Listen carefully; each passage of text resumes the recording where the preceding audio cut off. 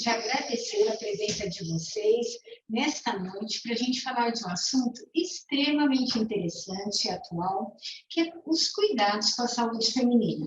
Ainda mais no mês de março, que é um mês dedicado à mulher, e que para nós, especialistas na área, não é apenas um mês, são anos e décadas da nossa vida dedicados à saúde feminina.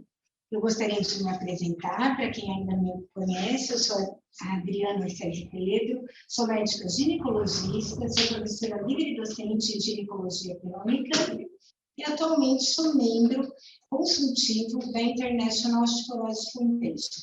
Gostaria de apresentar aqui meus nobres colegas que vão compartilhar essa noite com todos nós e que são grandes especialistas na área. Começando então pela professora Helena Giraldo. A professora Helena Giraldo de Souza é professora, doutora pela Unicamp e atualmente ela é professora adjunta da Faculdade de Medicina de Jundiaí. Ela é chefe do ambulatório de patologias do trato genital inferior e é uma grande especialista em infecções genitais.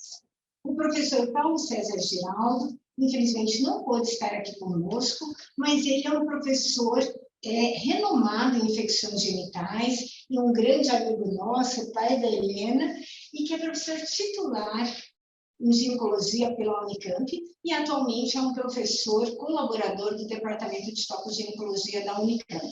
A Helena com certeza vai representá-lo muito bem. Também gostaria de apresentar o Dr. Gabriel Franceschi Marchiori, que é diretor médico do Laboratório Franceschi, também um grande especialista na área de patologia clínica, que vai nos falar bastante do rastreamento da saúde feminina em termos laboratoriais e também em doenças mais frequentes. E, por último, o professor Dr. Kleber Cursino, que estará hoje aqui também falando sobre todos os exames de imagem que podem muito ajudar a rotina do ginecologista. O professor Kleber é médico assistente do CAIS do Unicamp, do setor de ecografia, é professor doutor pela Unicamp e é um diretor clínico do Grupo Voluta Medical. Gostaria de agradecer também o Laboratório Franceschi e a Voluta Medical por nos proporcionar essa noite tão importante para falar da saúde feminina.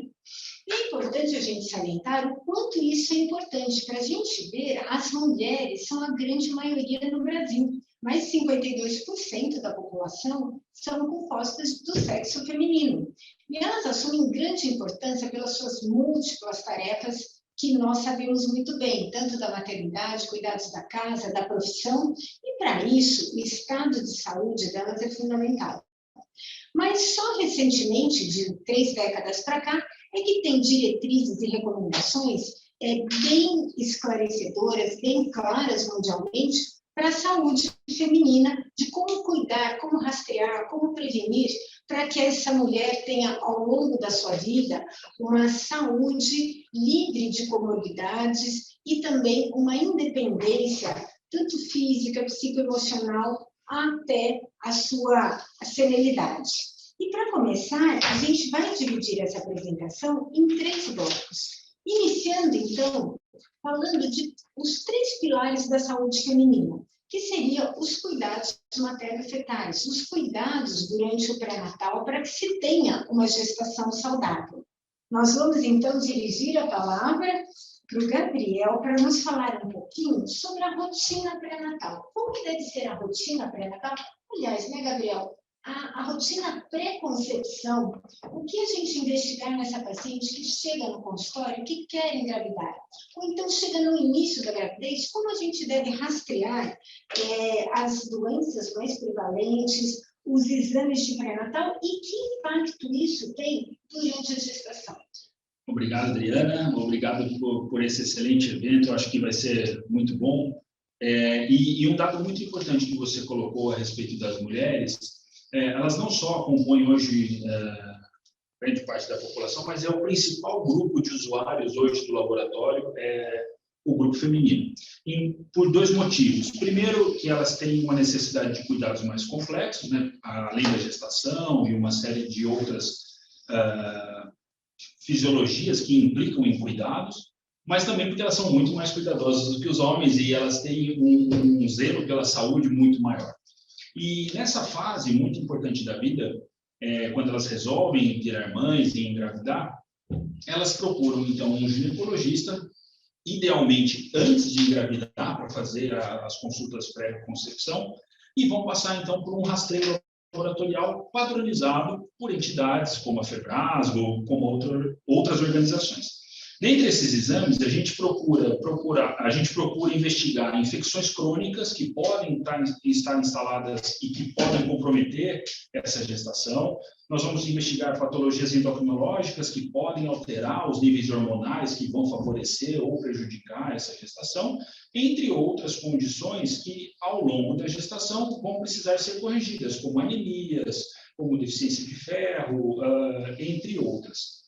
Já uma vez que a gestação se inicia, a gente passa a ter uma complexidade, pois o corpo da mulher muda muito. O compartimento de líquidos dessa mulher vai mudar, a quantidade de substâncias anômalas ao corpo da mulher vai mudar, e aí a gente tem um padrão, que é a rotina de todo mundo, fazer nos trimestres as dosagens de hormônios, dosagens de sorologias, e a gente vai encontrar, então, uma situação perfeitamente tranquila, quando os exames não mostram alteração nenhuma, e, na extensa maioria das vezes, vai nos dar subsídio para prevenir situações que vão acometer o feto ou até mesmo essa gestante no decorrer da gestação. Hoje em dia, a gente tem uma gama muito sólida de exames para esse pré-natal e muito bem estabelecida. Não tem nenhuma variação muito grande que ocorreu nos últimos anos, com exceção do rastreio de diabetes gestacional, com a imposição da curva para toda gestante, que a gente sabe que é um desconforto, mas a gente tenta fazer o agendamento prioritário para elas. E não tem nada de muito diferente, né? Mas é uma fase muito importante em que o ginecologista e o laboratório têm que estar bem alinhados para que esses resultados cheguem com rapidez na mão do GO, para que ele tome as ações necessárias. Ótimo. Gabriel, vou aproveitar você, antes de passar para a Helena, uma dúvida muito frequente nos consultórios. Gostaria que você falasse um pouquinho de como funciona o teste de sexagem fetal. Muito legal. Esse é um teste que a gente brinca, que a paciente quase nunca quer ver. Ela geralmente delega para melhor amigo, ou para boleira, ou para alguém que vai querer passar essa notícia de uma forma festiva para ela, né? Mas ele é um exame muito interessante, porque ele basicamente consiste na pesquisa do marcador do cromossomo Y. Então, ele, por exclusão, ele define se é menino ou menina, procurando o material genético do feto que está circulante na mãe. E esse exame ele tem um cuidado muito interessante, que você não deve permitir o contato de homem com esse material em fase alguma do processamento até a parte analítica. Então, o coletador não deve, idealmente, ser homem, o processador dessa amostra na centrífuga não deve ser homem, pois o contato com células que contêm o cromossomo Y podem contaminar essa amostra.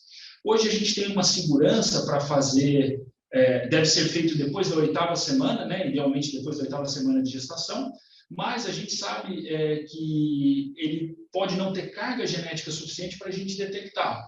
E, às vezes, a gente precisa lançar a mão aí do ultrassom a partir da 12ª, 14ª semana para fazer esse diagnóstico. Mas é um exame que hoje tem uma margem de acerto de 99% quando é homem e de 98% quando é menina. Um dado interessante, se o exame sair muito rápido, a chance de ser menino é grande, porque detectou o cromossomo Y e definiu. Se ele demorar uns 4 dias, pode ser menina, estão repetindo ali para ver se deu tudo certo. Então, é legal só pegar depois de 4 dias. Exato, não fica consultando. Não estragar a surpresa, né? Nesse sentido, o Gabriel falou uma coisa muito interessante, o rastreamento das doenças infecciosas durante o pré-natal. E isso, você, como uma das maiores especialistas no assunto, gostaria que você comentasse. Qual a importância de a gente rastrear mulheres assintomáticas, até mesmo antes da gestação e durante a gestação? Que impacto isso vai ter no desfecho da gestação? Boa noite a todos. Obrigada mais uma vez pelo convite, estou super lisonjeada de estar aqui. Essa pergunta é super importante, é uma pergunta que me faz feliz, na verdade, porque faz com que eu possa falar um pouquinho daquilo que eu realmente acredito e sou fervorosa a respeito, que é a busca ativa em relação às infecções. Então, não é só a mulher que tem algum sintoma que tem doença. Quando nós estamos falando em termos de microambiente vaginal ou cervical, existe uma interação imensa de bactérias que ali existem e que podem propiciar a doenças futuras. Então, é extremamente importante porque algumas patologias específicas, como, por exemplo, a infecção por clamídia, que ocorre no colo uterino, ela é assintomática em 70% das mulheres. E ela pode não ter sinal clínico nenhum em 50% dos casos. Então, é extremamente importante que o ginecologista faça essa busca ativa e que a mulher se preocupe em ir ao ginecologista para ter certeza de que ela não tem infecção alguma. Então, esse é um dos grandes exemplos, porque uma infecção clamidiana pode, com o passar do tempo, causar um monte de estragos, um monte de problemas. Quais são esses?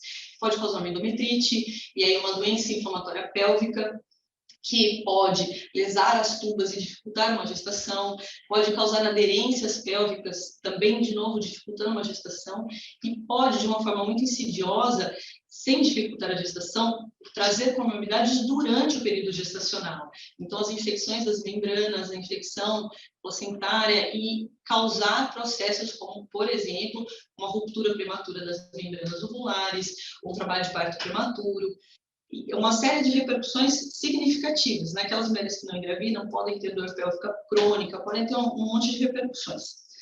E não só do colo uterino vivem as infecções, mas a própria vagina. Então, muitas mulheres que têm um ecossistema vaginal alterado, e nós sabemos que isso é extremamente prevalente, mesmo aquelas que não têm sintoma, quase que 60% da população em idade reprodutiva brasileira tem um microambiente favorável a infecções, por exemplo, por anaeróbios e por Gardnerella vaginalis, por mobilúnculos, que vão levar à vaginose bacteriana. E a vaginose bacteriana, nós sabemos que em mulheres não gestantes, por exemplo, elas aumentam muito o risco de infecção por HPV, o risco de infecção e disseminação de HIV e outras patologias que podem ascender ao trato genital superior. E aí, por exemplo, piorar um quadro de uma endometrite por clamídia. Na gestação, essas infecções também podem propiciar um quadro bastante significativo, como uma ruptura prematura de membranas ovulares, como um trabalho de parto prematuro. Então, é extremamente importante fazer a avaliação desse ambiente vaginal para detectar algo que, mesmo assintomático, mesmo sem sinais, nós só conseguimos diagnosticar através de exames específicos para que não tenham repercussões maiores, tratar em tempo adequado para que não se estabeleçam, então, as condições mais graves. Perfeito, Helena. E é bem esse sentido que você falou, a busca ativa. Então, o conhecimento de quem está cuidando dessa saúde feminina é fundamental. Fundamental. E agora, passando para o Kleber, não conheço uma grávida que não gostaria de ter um aparelho de ultrassom em casa. Não é? Toda consulta pré-natal. E quando vai ser o próximo? E eu quero falar com os maiores especialistas em medicina fetal do Brasil, você, como que a gente deve fazer o segmento racional dos exames de imagem durante o pré-natal. Quando ele é realmente indicado, quando ele é fundamental e que impacto, mais uma vez, como o Gabriel e a Helena já falaram, o que ele muda no desfecho materno-fetal. Obrigado, Adriana, pelas suas palavras e pelo convite do Francesc para esse seminário, vamos dizer assim, da mulher, né? E é uma honra mesmo estar aqui com vocês, são pessoas do maior gabarito, eu agradeço o convite. E eu acho que, né, pegando esse link, então, André, que você pega das infecções desde o Streptococcus beta-hemolítico, que pode dar problemas na hora do parto, as infecções, quer dizer, a biota, né, a eubiota vaginal é muito importante. Alguns trabalhos mostrando que a criança no parto normal, ela é contaminada por essa eubiota e que ela vai levar para o resto da vida. E é muito importante que essa eubiota seja uma eubiota saudável. E o ultrassom como entra nisso, né? Eu gosto de uma frase que eu pus até na minha tese de mestrado, que o cuidado com a gestante revela o grau de zelo, né, que um país tem com o seu futuro cidadão. Isso é uma coisa seríssima. E a mulher grávida, ela precisa ser cuidada, ela precisa ser amparada e cuidada pela família e pelos profissionais que a atendem. Muitas vezes, né, o exame, como a Adriana falou, a gestante gostaria de ter um aparelho em casa, porque, principalmente no início, ela não sente o bebê mexer. Então, a única forma dela saber que o bebê está bem, às vezes, é por meio da imagem do ultrassom. E existe uma coisa também que, assim, não é só o exame alterado que é importante na medicina, né? Quando você está diante de uma gestante e que você termina o exame e fala o seu bebê está bem, isso é um alívio enorme. Ela fica muito mais tranquila. E a tranquilidade é uma coisa que deve ser uma constante durante o pré-natal. E o ultrassom, ele é utilizado de várias maneiras. Para o rastreio, né, de anomalias cromossômicas, para ver a veracidade da sexagem que o Gabriel fez, né, no laboratório, e o sexo fetal não é só uma questão de festiva apenas, que eu acho importante também. Essa criança precisa ser apresentada para a sociedade, né, para a família. Então, eu vejo com muito bons olhos essa festa, né, de apresentação da criança que vai nascer, mas muitas vezes você tem doenças, né? Uma hiperplasia adrenal, ela pode mudar o sexo. Então, quando você vê que o sexo é diferente, você tem que levantar outras suspeitas, rastreio de anomalias, de malformações. E uma coisa muito interessante é que, assim, na década de 1950 e 60, a mulher tinha alta do pré-natal. Acabou o seu pré-natal, quando entrar em trabalho de parto, a senhora vai ao hospital. E isso se inverteu, porque é exatamente no final da gravidez onde você pode ter as consequências mais graves, né, para essa criança, para esse futuro cidadão, para esse filho. E esses protocolos, né, de investigação de anomalias cromossômicas e malformações que ocorrem e datação da gravidez, com 12 semanas, o morfológico para ver todas as estruturas e ainda investigar, rastrear síndromes com 20 semanas. Depois de 30 semanas, uma patologia que é muito mais frequente, que é a restrição de crescimento tardio e a vigilância da vitalidade fetal até o parto. Né? Então, essa é a nossa função. Exatamente. E que função, hein? Que função. Prazerosa. Prazerosa, mas uma responsabilidade enorme. Sim. E que realmente deve ser feita por quem é especialista. Então, é uma responsabilidade muito grande. E, Kleber, mudando agora para o segundo bloco. E a mulher em idade reprodutiva? A gente sabe que uma das queixas mais frequentes que faz a mulher procurar um ginecologista quando existe alguma doença seriam as dores, como as cólicas, e o sangramento uterino anormal. São duas questões muito frequentes que, geralmente, a paciente procura o ginecologista e, dentro do universo de exames complementares que vai nos auxiliar, o ultrassom, ele dá um grande auxílio, ele norteia realmente o diagnóstico, principalmente das doenças estruturais relacionadas ou com sangramento, ou com a dor, ou com a dismenorreia.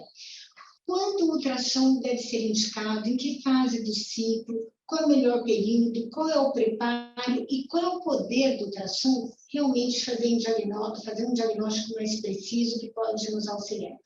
É muito importante isso mesmo, Adriana, porque eu acredito que a queixa, né, que você disse, essas duas queixas, são as duas queixas mais comuns do dia a dia do ginecologista. E o método de imagem, no caso dessas alterações, né, de sangramento, cólicas, muitas vezes dificuldade para engravidar, ela pode estar relacionada, por exemplo, com malformações uterinas. Úteros com bicordos, né, que são alterações, miomas, pólipos, tumores, né, endométrio, e a endometriose. A endometriose é uma doença onde o endométrio, que é para ficar somente dentro do útero, essas células se desenvolvem fora da cavidade uterina. Então, quando ela está, por exemplo, na parede do útero, ela é uma endometriose de parede de útero, tem um nome, chama adenomiose, mas é endometriose. Quando ela vai para o ovário, é uma endometriose de ovário, formando os endometriomas. E quando ela cai na cavidade, recobrindo o peritônio, é uma pele que recobre todos os órgãos, ela é chamada de endometriose peritoneal, profunda quando é mais do que 5 milímetros. E ela causa dores, dificuldades para engravidar, pode causar sangramentos anormais, né? E junto com a endometriose, também as infecções também, né, podem ser vistas, né, algumas dilatações de trompas, abscessos, né? Mas a endometriose é uma doença que tem aumentado muito. Na década de 1930 e 40 eram relatos de casos. Hoje, estima-se que 17% das mulheres podem ter foco de endometriose. Não necessariamente a doença endometriose, mas focos de endometriose. Isso é importante que naquele tempo, sem uma política contraceptiva tão grande, quer dizer, menstruava pouco naquela época e hoje menstruou muito mais, né? A mulher já emendava uma gravidez com pós-parto, outra gestação. E agora, com os ciclos menstruais mais frequentes, que a mulher, a taxa de natalidade diminuiu muito, é uma das razões, talvez, por esse aumento. E também melhora dos métodos diagnósticos, mais uma vez, né? E outra questão muito importante da mulher durante o período reprodutivo, que também é a segunda causa de procura do ginecologista, são as infecções genitais. E com grande impacto na sua vida sexual, até mesmo na sua autoestima, o quanto isso tem impacto dessa mulher, viver com uma dor crônica secundária a uma infecção genital. Então, eu queria ver, Helena, o que você poderia falar para a gente em relação aos corrimentos, porque muitas vezes eles são muito banalizados. É uma coisa que a paciente nos liga falando do sintoma e quer que a gente acerte, quer que a gente trate por um telefone sem ter examinado, muito menos tendo feito exames específicos, não é verdade?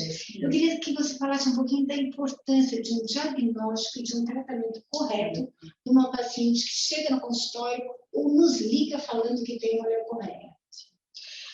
Isso já vem de muito tempo, mas acho que agora com a era da modernidade, do WhatsApp, da tecnologia, tudo ficou mais em tempo real, né? As pessoas querem resolver o problema delas nesse minuto e querem resposta nesse minuto e tal. Então, isso acontece muito mesmo. Os pacientes querem resolver, doutora, eu estou sentindo isso, o que eu faço? Me passa um remedinho que eu já vou na farmácia, né? E, infelizmente, isso com saúde genital não pode acontecer. E é uma coisa que acaba acontecendo com muitos ginecologistas também, até pela falta de possibilidade de fornecer um diagnóstico melhor. Então, olha, então tenta essa medicação, ou por telefone, ou mesmo no consultório, tenta isso daqui que eu acho que vai melhorar e tal. Mas a gente sabe, Adriana, que os estudos já mostram, tem vários estudos nossos lá no Unicamp que mostram que o diagnóstico clínico para as vulvaginites erra em até 50%. Que a gente precisa de um suporte, de uma complementação investigatória, laboratorial, melhor, mais significativa. E o grande problema aí são das pacientes que são as consideradas recorrentes, aquelas que têm infecções recorrentes, infecções crônicas, que muitas vezes já passaram por diversos médicos, já usaram um monte de medicações, elas chegam para você já desesperadas, porque realmente a vida acabou, né? Aquela coisa assim, qualidade de vida zero. E aí, você fazendo uma avaliação, você percebe que, na verdade, muitas dessas recorrências não são recorrências, são diagnósticos e tratamentos inadequados, porque existem diversas infecções. Então, a mulher não vive só de candidíase e vaginose bacteriana. Obviamente que essas são as entidades mais frequentes, mas aquelas que começam a ter mais do que uma vez, episódios isolados, uma vez ou outra na vida, todo mundo vai ter e é mais fácil de tratar realmente. Mas aquelas que têm frequentemente precisam de uma atenção e um cuidado maior. Então, não adianta simplesmente dar tiro no escuro. É necessário fazer um diagnóstico adequado para fazer um tratamento adequado, porque ela não tem a recorrência. Como que a gente faz isso? Através de uma avaliação do ecossistema vaginal. Então, é necessário que seja visualizado, de preferência por alguém que tem experiência, como se encontra esse ambiente vaginal. Então, quais são as bactérias presentes, quais são os fungos presentes, como que eles interagem com as células, como é a descamação, como é o processo inflamatório, o que essa mulher tem para nos contar laboratorialmente. E isso faz toda a diferença no diagnóstico. E aí existem ainda aquelas que de fato são as recorrentes e que, quando são recorrentes, precisam ser avaliadas em termos de outras infecções e outras comorbidades. Então, de novo, vou bater na tecla de avaliar a parte endocervical. Então, ver se não tem outras infecções subsidiosas que ali estão escondidas, como as endocervicites, clamídia, micoplasma, Neisseria, que é menos frequente, mas a clamídia, por exemplo, vou bater de novo na tecla, chega a ser até 10% da população. Isso é altíssimo. E outras comorbidades, para tentar corrigir, porque essas recorrentes, elas têm um fator imunogenético muito significativo. Então, elas precisam ser avaliadas em termos de comorbidades. Então, ela é diabética, tem uma doença autoimune, tem lúpus, usa um método imunossupressor por conta de um transplante, ou como é a vida, o dia a dia dessa mulher. Ela está muito estressada, você falou, né, Adriana, tentar equilibrar tudo, a casa, são os filhos, é o trabalho, é o dia a dia, tentar se cuidar, e aí como que está o equilíbrio emocional? Ela perdeu muito peso, ela está muito exaurida, ela faz uso de alguma medicação X, Y, Z, enfim. Essa paciente tem que ser avaliada como um todo para que possa realmente diagnosticar e tratar de forma certeira. Isso é fundamental. É o que a gente fala, tem até um livro da Cecília Troiano, A Vida da Mulher é a Vida de Equilibrista, não é verdade? Exatamente. Então, esse equilíbrio é fundamental, inclusive para o equilíbrio vaginal. E falando nisso, Helena, eu gostaria de falar que agora o Voluta tem um serviço de saúde feminina na questão genital, para nos auxiliar, Helena, no dia a dia do consultório, porque você pega muitas vezes as pacientes chegando desesperadas, com aquelas recorrências, com aquele número de prescrições enormes, que muitas vezes a gente fala, mas quem fez o diagnóstico? Eu mesma estou me diagnosticando e tratando. Agora é assim. Eu li no Google. Exatamente. E vocês têm um serviço específico. Eu gostaria de conhecer um pouquinho mais, por exemplo, quais as recomendações, o que vocês fazem nessa avaliação? Falar um pouco do serviço do Voluta, que isso é um serviço pioneiro, Kleber. Eu nunca vi em nenhum lugar. Assim, e também por especialistas que produzem cientificamente material, o que você e o professor Paulo Geraldo produzem nesse sentido, assim, da literatura, né? Nossa, é baseada nos estudos de vocês na Unicamp. Então, cientificamente, vocês produzem muito e têm uma vasta experiência. E agora montar esse serviço pioneiro aqui na Voluta. Um pouquinho dele para a gente conhecer. Falo sim, Adriana. Esse realmente é uma ideia pioneira que veio justamente para focar especificamente na saúde da mulher, para ser um serviço dedicado a essa situação, que é a saúde íntima. Então, existem diversos serviços com cuidados diferentes, mas nenhum específico nessa área. A ideia era fazer um diagnóstico, como eu explico, fazer um diagnóstico de alto padrão, extremamente específico, com qualidade para ajudar nessas recorrências, por exemplo, na parte de infecções genitais, para auxiliar ao ginecologista como um todo a fazer esse diagnóstico e chegar a um tratamento adequado. Então, aqui na saúde íntima da Voluta, o que a gente faz é avaliação do ecossistema vaginal, justamente para fazer essa pesquisa das vulvaginites. Nós fazemos a pesquisa das endocervicites, então, através de método de biologia molecular. Nós fazemos a avaliação de pesquisa de HPV, então, através de PCR também, 28 tipos de HPV de alto risco. Fazemos a avaliação de biópsias, então, colposcopia com biópsia cervical, vulvoscopia com biópsia vulvar, biópsia de endométrio, fazemos também pesquisa de úlceras através de biologia molecular. Então, assim, o ginecologista, na sua maioria, tem grande dificuldade de fazer diagnóstico de úlcera, até porque é uma coisa muito fugaz. Então, a mulher hoje tem, no dia seguinte ela já não tem mais da mesma forma, e nós sabemos que úlcera é uma coisa que você precisa ver frequentemente para ter o hábito, ter o olhar clínico para fazer o diagnóstico, e é um diagnóstico difícil. Então, o que nós fazemos aqui é justamente fazer, através de biologia molecular, um diagnóstico certeiro para ter um tratamento. As mulheres acabam tratando úlceras empiricamente, e isso leva a um certo transtorno para a mulher. Nós fazemos também pesquisa com a ajuda do Dr. Franceschi das culturas específicas, e agora nós começamos também com a parte de saúde íntima masculina. Então, também biópsia de pênis, as pesquisas de uretrites, o HPV, todas esse substrato necessário. Ou seja, um serviço extremamente completo. Helena, você tocou num assunto crucial. Olha só, masculina, não tem quem faça. A mulher sempre procura o ginecologista, e o ginecologista mais antenado vai conhecer um serviço como o de vocês. Mas os homens, eles ficam muito perdidos. E muitas vezes essas taxas de recorrência é porque não se dá valor nenhum para o parceiro e muito menos para as práticas sexuais. Então, olha, parabéns pela inovação. Aqui eu sei que o sucesso de um serviço desse vai ser imenso, pelo pioneirismo e pela qualidade do serviço. E agora eu gostaria de saber que você tocou num ponto muito interessante para o Gabriel esclarecer para a gente. Essas recorrências que a Helena tanto falou é a dor de cabeça do ginecologista. Mas aqui a gente vai recorrer ao laboratório e aí vai dar o ponto final ali nessa questão, ou vai nos auxiliar muito. Eu queria saber, Gabriel, como que isso é feito naquelas recorrências, como a Helena tocou no assunto? As culturas, como que a gente vai ver a principal causa de tudo que está acontecendo com essa paciente? Legal essa pergunta, Adriana. A Helena tocou num ponto muito interessante, né? Antigamente, a gente tinha pacientes que chegavam no consultório e falavam, não, doutor, eu tenho sinusite. Né? E algumas pacientes hoje chegam e falam, não, doutor, eu tenho candidíase. E elas entendem isso como um ente, né?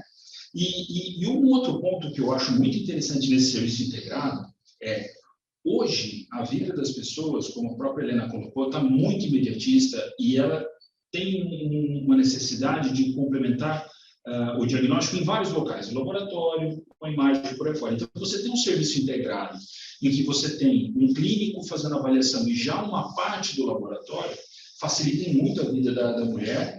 E o laboratório hoje vem cumprindo um papel de ser um apoiador diagnóstico dos médicos, tentando colocar os braços nas diversas áreas. A pandemia do Covid mostrou esse poder de expansão que o laboratório tem, ele não precisa estar necessariamente dentro de um núcleo técnico operacional. Eu posso estar no consultório do médico, na coleta de um material e um processamento a posteriori, e isso não é problema nenhum. O trabalho do patologista é fazer essa integração. E a gente coloca um dado humilde do laboratório no nosso laudo, né? De que todo exame laboratorial ele só tem validade quando correlacionado com dado clínico. E depois a gente tem um trabalho mostrando que mais de 70% das decisões médicas são tomadas com exames laboratoriais. Mas, especificamente na sua pergunta hoje, o microscópio resolve muito das patologias naquele momento. E a Helena colocou bem, as patologias são fugazes, a utilização de medicação pode complicar completamente o diagnóstico. Então, numa tentativa de fazer um diagnóstico por exclusão, a paciente já introduz uma medicação habitual, a vizinha fala que tem uma medicação excelente, e o diagnóstico laboratorial fica um pouco bagunçado. Então, hoje, o que a gente tem disponível? A parte de biologia molecular, como a Helena bem colocou, e a gente pode, inclusive, integrar isso ao Papa Nicolau em algumas situações, né, para fazer a pesquisa de bactérias muito difíceis de olhar ao microscópio, como a clamídia e o micoplasma, que são intracelulares, e os germes que têm uma dificuldade de crescimento e uma quantidade que, na visualização direta, é difícil. Então, as leveduras, as próprias bactérias, os lactobacilos, que podem estar diminuídos e assim por diante, vão ter um acompanhamento da microbiologia um pouco mais extenso. Lembrando também que hoje existe uma popularização da biologia molecular. Então, os preços estão muito mais acessíveis, os diagnósticos muito mais acessíveis. Lembrando também que para o HPV, né, existe uma correlação hoje, porque a gente tem uma população altamente vacinada. E isso não era normal no passado, mas hoje, com a disponibilidade das vacinas, né, a gente conta um serviço hoje de vacina no laboratório, que pode fazer essa correlação de sorologia, pesquisa de quem foi vacinado e quem não foi, se tem os sorotipos que não são de alto risco e assim por diante. Mas hoje é muito complementar ao trabalho do clínico, e esse serviço integrado é fantástico. Inclusive, nós somos parceiros, porque a gente acredita nesse tipo de serviço. O laboratório estando mais próximo do médico e diminuindo o tempo do paciente de diagnóstico. Eu acho fantástico. E também de possibilitar o médico que está atendendo, você sabe o que você está colhendo, você sabe o que está vendo. É diferente você ouvir a história do paciente, você examinar, você fazer a coleta e aí enviar para o laboratório. Eu acho assim, que é o serviço que mais beira a perfeição para que a gente tenha um diagnóstico correto e aí um tratamento adequado, e não ficar aqueles casos recorrentes e tantas sequelas que essas infecções podem causar na vida feminina. Exatamente. A ideia é ajudar o ginecologista, né? É entregar já pronto para que ele possa acompanhar a paciente e tratar direitinho. Vamos fazer que nem eu, né? Na hora que pega o resultado, Helena, liga. Vamos discutir o caso. Pode ligar, que nós estamos à disposição. Então, essa disponibilidade sua, do professor Paulo, que fora simpatia, né? Que é muito bom a gente contar com isso. A mesma coisa aqui, quando a gente tem dúvidas no ultrassom, eu já ligo direto para o Kleber. Kleber, esse exame, como foi? É muito bom essa integração. E eu acho que todos nós ganhamos como profissionais de saúde e principalmente o paciente, por ter um serviço integrado, pronto para auxiliá-los e dar a melhor conduta. E vamos passar agora para a última fase. Então, a gente passou aqui na nossa live, primeiro falando do assistência gestante, em termos de exames laboratoriais e de imagem. A segunda parte, as duas queixas mais comuns durante a vida reprodutiva. E, é claro, ao longo da vida, quantas doenças crônicas e degenerativas a gente pode rastrear, ter um tratamento precoce para que a paciente tenha uma cura, ou então maior taxa de sobrevida. E dentro disso, a segunda causa mais comum de mortalidade são as neoplasias. Dentre as neoplasias, tem as mais frequentes na mulher. Algumas são mundiais no mundo inteiro, como é o caso do câncer de mama, que é o número 1 no mundo inteiro, mas o câncer de colo uterino também, que no Brasil está como a terceira causa, mas em muitos países é a primeira causa de mortalidade. E aí, entrando, Helena, perguntar um pouquinho para você, você falou do HPV, você falou do rastreamento, do serviço de citologia, de colposcopia.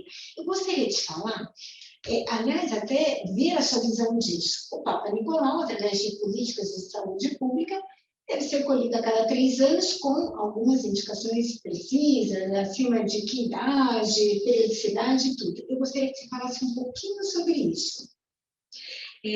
Na verdade, é muito interessante que, assim, através de estudos, a gente viu que o câncer de colo uterino, ele realmente tem uma progressão muito lenta. Isso possibilita, em termos de programação de saúde pública, espaçar o rastreamento. Assim, a partir de uma certa idade, essa mulher pode ter, se ela for uma paciente obviamente saudável, se tiver exames anteriores negativos, ela pode passar a rastrear a cada 3 anos. Isso é super legal, é muito bom, mas a minha opinião pessoal é a seguinte: em 2022, nós ainda temos mulheres que morrem de câncer de colo uterino no Brasil. Isso, para mim, é um absurdo, porque é um câncer totalmente prevenível. Nós temos como fazer rastreio, nós temos como fazer diagnóstico precoce e tratamento precoce. Então, assim, ver mulheres morrendo de câncer de colo uterino é uma coisa que me fere, assim, no nível pessoal mesmo. E então, eu acho que, assim, pensando em termos de Ministério da Saúde, é muito interessante, mas precisamos entender também que o Ministério da Saúde pensa e visa também custos de saúde populacional. Obviamente que isso tem o intuito de diminuir diagnósticos exacerbados e tratamentos invasivos exacerbados e tudo mais. Mas a minha grande preocupação é que a mulher, fazendo rastreio a cada 3 anos, ela deixe de ir ao ginecologista anualmente e deixe de fazer diagnóstico de outras coisas muito importantes. Então, puxa a sardinha um pouco para o meu lado das infecções, mas mais do que isso, deixa de fazer, de repente, a mamografia, deixa de fazer um ultrassom porque precisava, deixa de... Enfim, ela deixa de passar na mão do ginecologista, que quer queira, quer não, é o médico da mulher, é aquele que acaba fazendo a vez do médico geral, e então esse espaçamento a cada 3 anos me deixam um pouco desconfortável, por conta desse cuidado. E é importante um ponto crucial que você tocou. Uma coisa é colher exame, outra coisa é consulta. Exatamente. Ela deve ser vista clinicamente, apenas para orientação de contracepção, diagnosticar outras doenças, tudo. A coleta é um exame à parte que deve ou não ser indicado. Exatamente. É isso que, às vezes, assim, tem que estar na cabeça da população e dos médicos. Exatamente. E já passando para o Gabriel, uma coisa muito interessante, Gabriel, muitas vezes a gente vê a comparação da citologia convencional com a citologia líquida e adicionando mais testes para a detecção do câncer de colo uterino, porque realmente, assim, o óbito, e ele é a terceira causa. Tristeza, é alto. Em países subdesenvolvidos é a primeira causa ainda de óbito. Ou seja, se rastreia o câncer de mama, né, através, assim, de políticas bem estabelecidas e deixa morrer do câncer de colo. E é um câncer mais lento. Gabriel, fala um pouquinho da diferença, o que a citologia líquida veio contribuir, os testes moleculares do HPV, para esse rastreio ser mais precoce, mais fidedigno. Muito bom ponto esse que você colocou, né? A citologia líquida hoje ela ainda não é uma realidade, porque ela tem um custo elevado, então a gente não consegue popularizar. E, como a Helena colocou com muita propriedade, né? O Estado, que é quem a gente segue para realizar toda a divulgação de protocolos, ele visa custo mais do que efetividade, por uma razão óbvia, né? Nós não somos um país que está nadando em dinheiro, então a gente tem que se apoiar na citologia convencional, que nada mais, nada é do que uma lâmina em que eu vou examinar células estáticas que ali estão fixadas e eu tenho que tirar, eu não, né? Eu vou usar aqui o nome dos nossos colegas da Multipart, eles têm que tirar leite de pedra para fazer uma avaliação e tentar fazer uma série de correlações. No caso da citologia líquida, eu passo a ter um exame muito mais dinâmico, porque eu tenho células íntegras, eu posso ter DNA de germes lá, como o próprio HPV e por aí afora, e lança a mão, então, de testes a posteriores para serem realizados quando necessários, numa sequência diagnóstica óbvia.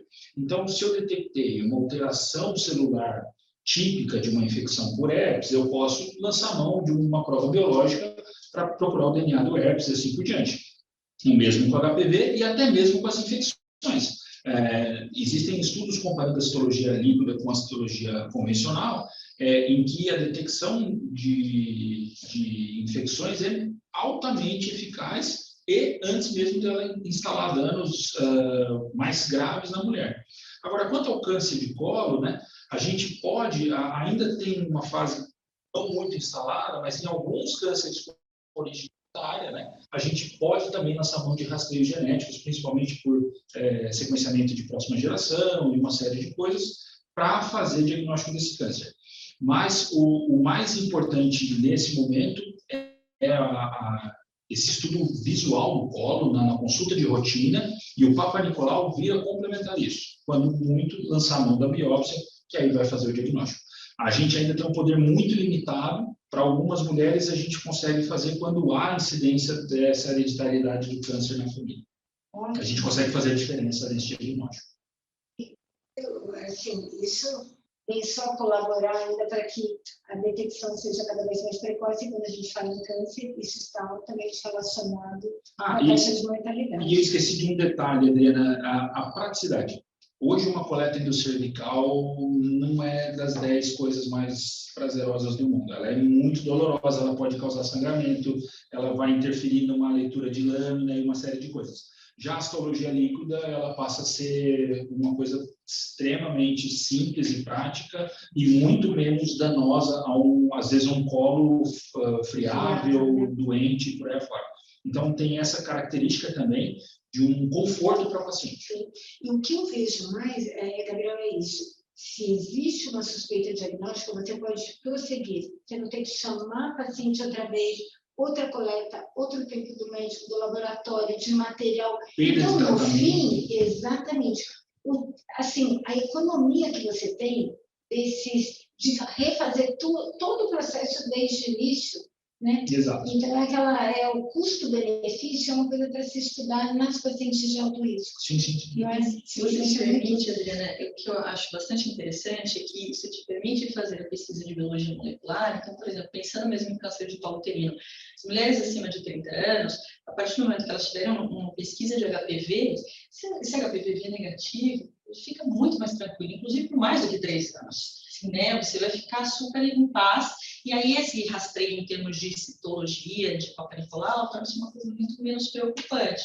Então, eu acho que a biologia molecular, o Gabriel vai falar melhor do que eu, veio para ficar, e a citologia meio líquida ajuda muito nisso, né? Justamente porque você pode associar, então você faz a coleta da citologia, já pede a pesquisa do HPV, pede a pesquisa das endocervicites, que eu adoro, pede a pesquisa das endocervicites, enfim. Então, se você tem aí uma citologia meio convencional que vem duvidosa, de repente, se você tem a citologia em meio líquido com todos esses outros parâmetros, então, um HPV negativo e, de repente, uma pesquisa de endocervicite positiva, você já sabe que talvez essa citologia não esteja alterada por um problema, uma neoplasia precursora de câncer, e sim por uma inflamação, por uma infecção.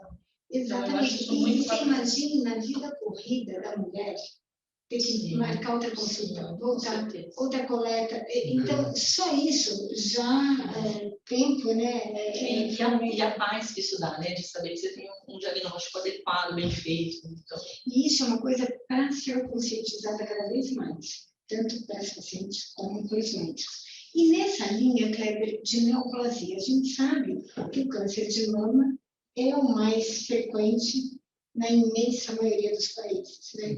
E o ovário está entre a 8ª causa de mortalidade, é um câncer difícil, porque os diagnósticos são tardios, estadio 3, taxa de sobrevida menor. Como os exames de imagem agem, ou, por exemplo, tem ação importante nesse desfecho? Como deve ser o rastreamento dessa mulher? Pois é, Adriana, eu gostaria de retomar alguns conceitos que foram ditos aqui, né? E em relação, por exemplo, também ao sífilis, né? Que eu não sei qual, o Francesc tem alguma estatística do número de sífilis em Campinas, em gestante? Nos últimos anos tem aumentado bastante, mas por a gente não atender uma parcela específica da população, a gente não tem nenhum número do SUS, né? Mas mesmo numa parcela que tem acesso à medicina, a gente viu um aumento aí da ordem de 15% dos números de casos de sífilis por falta de tratamento de parceiro. Teve uma época que foi por falta de medicação, até por retaliação da produção da penicilina, mas depois eu vou cometer um possível erro de uma ignorância social brutal, com um estigma do sífilis muito alto, de que é uma coisa que vem, uma lesão some e depois acabou, e o número de sífilis secundárias que nós estamos fazendo diagnóstico é bastante alto.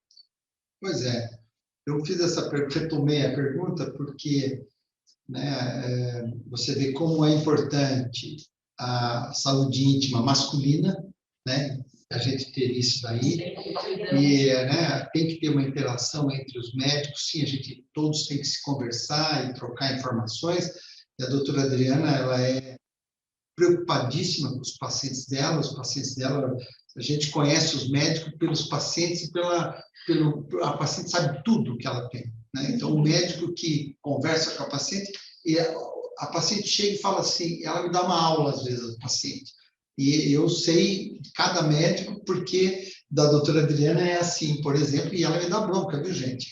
Quando ela ri, eu já me preparo para receber as broncas. O que faltou, né? Você não disse isso e tal. E outro conceito importante foi que nós precisamos de ter, não basta apenas disponibilizar um exame, em nenhum aspecto, nem do ponto de vista individual nosso e nem do Estado, né? Não adianta colocar uma mamografia lá no bairro. Você tem que fazer uma busca ativa. A busca ativa é isso que a Adriana colocou também, né, a doutora Helena, que passar o exame a cada 3 anos, você pode perder o time de identificar outras coisas, como está o bem-estar dessa mulher. Né? Uma consulta não é apenas para colher um exame de Papa Nicolau, é para perguntar sobre a vida dela, como um todo. E se você olha os exames de imagem, eu quero fazer um exame de ultrassom para identificar um câncer de ovário, ele pode não ser muito efetivo. Né? Você não vai, talvez, mudar muito a história natural dessa doença, eu não sei. Mas se ela vem para ver o fígado e você vê o ovário, ou se ela vem para ver o ovário, você vê o útero e vê a bexiga e pergunta sobre outras coisas e direciona o seu exame através de uma investigação ativa, o exame passa a ter um valor muito diferente. Tá? Então, eu acredito que assim, a busca ativa é o que faz a diferença. No caso de câncer de mama, existe sempre aquela controvérsia, né? A ultrassom, a mamografia, a ressonância magnética, o que eu faço? E se eu não conseguir fazer todos os exames? Eu diria que tem um trabalho que foi apresentado pelo nosso grupo agora, essa semana, do ACRIM 666, e onde foi feito um grupo duplo cego entre mamografia e ultrassom. E o ultrassom detectou muito mais câncer invasivo do que a mamografia, em mamas densas e mulheres de alto risco. É lógico que precisa ter uma equipe treinada, alguém que olhe um olhar de especialista, né? Num ultrassom que tenha um poder diagnóstico de qualidade, você vai diagnosticar mais câncer invasivo do que a própria mamografia. A mamografia identificou um pouco mais de carcinoma in situ, mas interessante que ninguém morre de câncer in situ. Nós morremos de câncer invasor, que é o que o ultrassom identifica.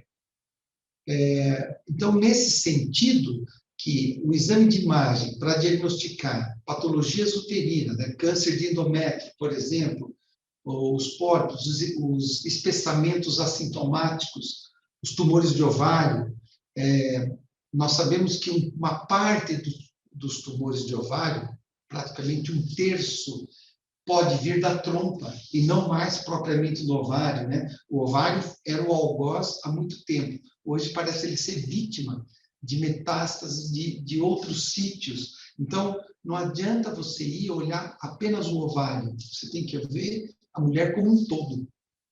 E a mamografia faz parte do exame de screening, assim como o ultrassom. E a associação desses 2 métodos é muito importante. Né? Eu acho que, nesse sentido, a imagem contribui muito quando ela é vista de uma maneira um pouco mais holística, né? Não você focar apenas no ovário, apenas no endométrio, mas a mulher como um todo. Sim, é aquele conceito que a gente tem da saúde global da mulher. Não olhar só para mama e útero e ovário, ou seja, a gente tem que ver a mulher. Exatamente. Mas isso é dentro da alma do ginecologista. Como a Helena falou, é o clínico da mulher, é quem faz o diagnóstico da hipertensão, do diabetes, da dislipidemia, das doenças crônicas, é o médico que está acompanhando de forma longitudinal a vida inteira. Então, esse conceito de saúde global, eu acho que vem bem exatamente daquele nosso conceito do ginecologista, né? Que já trata o indivíduo desde que ele está dentro da barriga da mãe. Na verdade, a saúde fetal depende de um bom obstetra cuidando da nutrição, bem-estar psicoemocional, das doenças, né, que são diagnosticadas, uma restrição de crescimento intraútero. O ginecologista já cuida dessa criança antes dela nascer. E Adriana, assim, uma coisa que eu sei que você gosta muito, aproveitando a sua expertise, se você pudesse falar um pouco para a gente está falando das doenças degenerativas que vão acontecer nas mulheres acima de 40 anos e da osteoporose, que eu sei que é um assunto que você é um especialista, tá lá. E, Kleber, eu gostaria de falar, né, a gente tem aqui, eu queria agradecer a participação aqui, né, a Mariângela mandou uma pergunta dizendo das especificidades para as mulheres idosas, né, eu diria jovens há mais tempo, né, então aqui vem o gancho que o Kleber está falando para você poder falar um pouco, né, a respeito da saúde óssea da mulher. Então, isso é uma coisa muito interessante, que a osteoporose é um grande problema de saúde pública no Brasil. No Brasil não, no mundo inteiro. Para a gente ter uma ideia, as doenças que mais matam, que seriam as doenças cardiovasculares, o AVC, o infarto, o câncer de mama, se colocarem todas juntas, só de fratura vertebral, o número é maior do que as 3 doenças que mais causam mortalidade. Então, é um número gigantesco de casos, e lembrando que quem tem uma fratura de fêmur não sobrevive até 6 meses, 20% não sobrevive 6 meses após uma fratura. Não só ela é muito prevalente, mas elas causam mortalidade. E não tem que lembrar só da osteoporose no fim da vida, ou na mulher idosa, ou após o climatério. Mais uma vez, a saúde óssea do feto já depende da gente, de uma boa nutrição da mãe, reposição de cálcio durante uma gestação, quando o feto ali está começando a ossificar. Então, o cálcio é importante não só para a prevenção das causas de eclâmpsia ou de outras patologias durante a gravidez, mas principalmente da saúde óssea, que a gente já começa ali, depois na adolescência, onde tem a maior aposição de cálcio, quando a menina está crescendo, ou seja, quando surge já o desenvolvimento da telárica, essa menina já está levando para o esqueleto dela 90% do cálcio que ela vai ter por resto da vida. Até os 13 anos, ela já ganhou 90% de tudo que ela vai ter até os 80 anos ou mais. Então, é nesse momento uma boa nutrição, escolha de método contraceptivo mais adequado, que não altere a massa óssea, evitar muitas vezes a gravidez e a lactação recorrente na adolescência, que vai ter impacto na massa óssea. Depois, durante a vida reprodutiva, doenças como a endometriose, que vai usar um análogo do GNRH, preocupação com a massa óssea, ou seja, lactação prolongada, lembrar da saúde óssea o tempo inteiro. E depois, é claro, no climatério, quando ela mais perde osso. E é importante, mais uma vez, a busca ativa. Diagnosticar os fatores de risco. Se estiver com aquele instrumento de avaliação de risco de fratura, o FRAX, aplicado em todo indivíduo a partir dos 40 anos, para ver quando existe indicação de fazer densitometria óssea, e também está alerta para as fraturas de fragilidade, mesmo as assintomáticas, que os exames de imagem ajudam muito, através da densitometria tirada na lateral, que é a avaliação da fratura vertebral, né, na lateral, através da densitometria. A densitometria óssea, quando muito bem indicada, diagnóstico precoce, para a gente evitar o desfecho final, que é a fratura final e o óbito. Então, lembrar dessa saúde óssea durante toda a vida, né? E muitas vezes ela só é lembrada após os 60 anos com diagnósticos tardios, ou então pior, o diagnóstico já é feito através da primeira fratura. Mas a gente fala aquele conceito de geriatria, antes tarde do que nunca. Né? Sempre é tempo de fazer alguma coisa, nem que seja prevenir as fraturas subsequentes, né? A prevenção secundária, mas sempre nunca é tarde para começar. Mas quanto mais cedo, melhor. Né? Quanto mais cedo, melhor. Então, eu não sei quanto ao horário, a gente já... Eu acho que a gente chegou no nosso ponto, eu acho que a gente poderia caminhar aí para as considerações finais de cada um. Eu só ia complementar, assim, roubando um pouquinho do tempo, né, porque o assunto ficou interessante, inverter um pouquinho o papel. E queria saber da doutora Adriana aí um pouquinho do rastreio do perfil ósseo, uma vez que a vitamina D entrou no frisson para as doenças autoimunes e uma série de coisas, E a gente teve até recentemente, apoiado pela Sociedade Brasileira de Patologia Clínica, uma mudança nos valores de vitamina D, porque a gente notou que a diferença geográfica das populações tem um impacto muito grande, e a gente utilizava valores europeus aí, até fez uma adequação para o Brasil. E eu queria ver como que você vê na prática clínica mesmo a correlação aí desse perfil ósseo, se ele tem uma capacidade preditiva ou se ele é utilizado mais naquelas com doença instalada para acompanhamento da doença. Então, toda paciente de risco para hipovitaminose D, ela tem que ser investigada, assim. Então, pacientes idosos, pouco restritos, né, assim, ao sol, através de vestimenta ou qualquer outra doença que não possa tomar sol, pacientes obesos, tem que lembrar, o Brasil, né, agora é um perfil de paciente de sobrepeso e obesidade, a obesidade é um grande fator de risco para hipovitaminose D, pele escura, né, porque não tem tanta conversão, o idoso e aquelas de risco para osteoporose. Elas devem ser rastreadas, mas o papel fundamental é, antes de iniciar um tratamento farmacológico para a osteoporose, é fundamental a investigação da vitamina D. Por que antes aquele perfil de 30 nanogramas? Porque é o que a gente tem, o máximo da supressão do paratormônio. Mas pacientes de baixo risco, até os 60 anos de idade, o novo conceito de patologia clínica até 20 é bem aceito. Mas só lembrando, a cada 1 nanograma abaixo de 30 no paciente com osteoporose, reduz em 5% a chance de sucesso de tratamento com um tratamento farmacológico, com bifosfonato, por exemplo. Então, ela vai tomar uma droga cara, com efeito colateral, né, que pode existir, sendo que não vai funcionar. Imagina, a cada 1 nanograma diminui 5% da eficácia. É muito. Então, essa investigação do paciente que vai precisar tratar é fundamental e em todos aqueles de risco também. E existe essa questão. Agora, outra questão em relação à vitamina D é na pandemia da Covid-19. Sim. Os trabalhos de Martineau mostrando claramente a infecção por vírus que acomete vias aéreas superiores quando essa vitamina D é baixa. Abaixo de 10, você aumenta não só a infecção, mas o risco de mortalidade. Então, durante a pandemia da Covid-19, que ainda estamos, né, mais uma vez, a adequação da vitamina D é fundamental para o sistema imunológico celular. Muito obrigado. Eu queria agora pedir a todos, então, as considerações finais, aí começando, então, pelo Kleber, depois por mim, e a gente termina com chave de ouro, com as mulheres aí, terminando esse encontro em comemoração ao mês da mulher. Olha, muito obrigado ao Laboratório Francesc, que fez o convite a todos nós aqui. E foi um prazer estar aqui nessa mesa com todos vocês, a gente discutindo muita coisa de formas conceituais, né? Mas com uma visão muito prática do que a gente tem que fazer no dia a dia. Eu acredito que eu só acredito no trabalho focado no bem-estar das pessoas, a gente fazer todo o nosso trabalho voltado para que a gente possa mudar para melhor e que as nossas ações, é assim que nós trabalhamos, que os nossos resultados sirvam para a tomada de decisão.